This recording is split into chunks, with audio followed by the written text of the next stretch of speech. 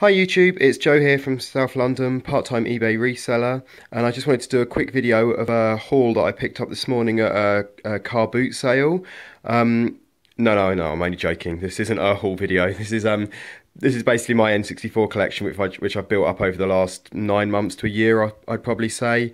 And I'm just going through it before Christmas, taking the opportunity to list some bits and pieces to bundle some of it up, and I just wanted to quickly show you how I go about doing that.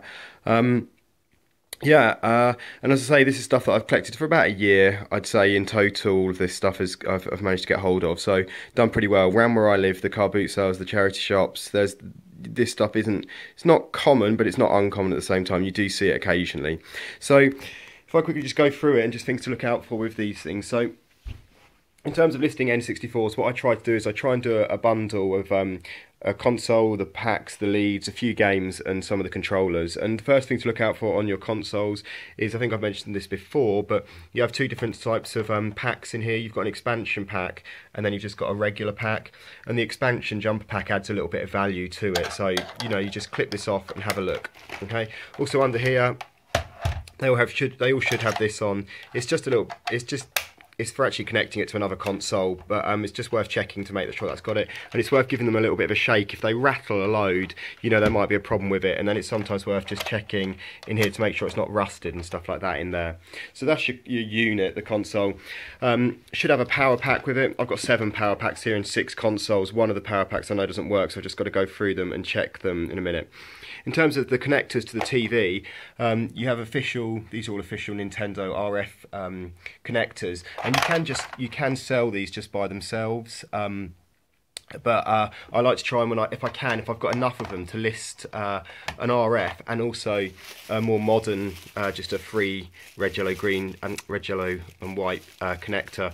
And these you can buy. These aren't official, these ones, but you can buy these for £1 with free delivery off of eBay. And I always include one of those in the listing, because quite often people will buy them if it's just got this RF connector and not realise that doesn't connect to a modern TV. So yeah, just if you do sell things like SNESes, PlayStations, GameCubes, N64s, any of those things, getting a little stash of those is quite helpful. Yeah, and it also helps when you're buying stuff. If you're buying out in a car boot sale or so on, you can often knock a bit off the price if it's missing leads and stuff like that, but they're really cheap to replace. In terms of games, what I like to do when I'm doing these listings is I try and put a few of the games, good games, and then just put in some of the not so popular games. So I've got another GoldenEye there. And so what I do is, GoldenEye is obviously quite an iconic game. It's for the N64. It's probably their flagship game, and it's not a particularly expensive game, but if I'm going to make bundles up with 4 controllers and so on, it's always worth trying to include that game.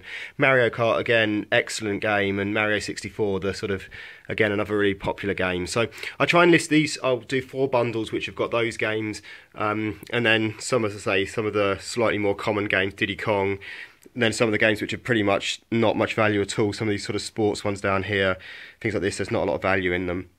Some of the games I've got boxed, but again, nothing particularly exciting. Mario Party, I'll probably sell by itself. It's a decent game.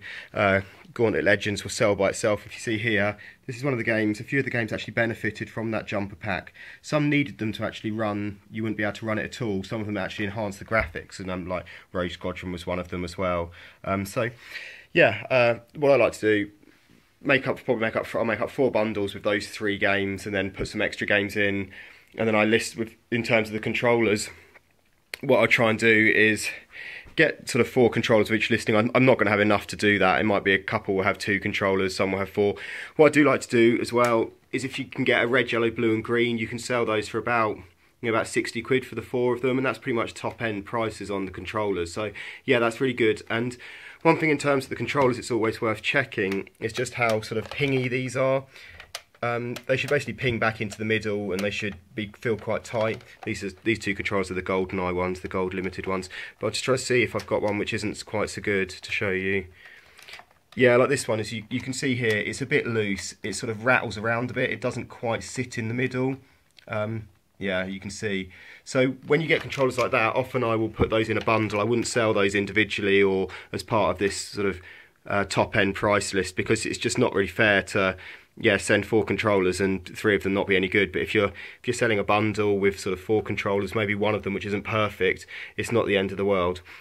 And I'd always make a comment about that in the listing. I'd say that that isn't particularly good.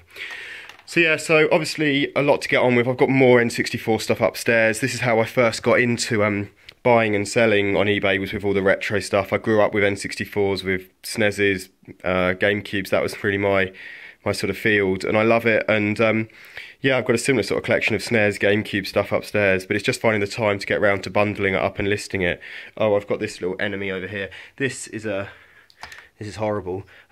These are your non-official controllers. This I might just chuck out. I might use it in a bundle, but I hate it when you come across these, or these are in bags. The unofficial controllers are so ugly. But no, that's beside the point. But yeah, so that's my collection of N64 stuff that I've got to get on with.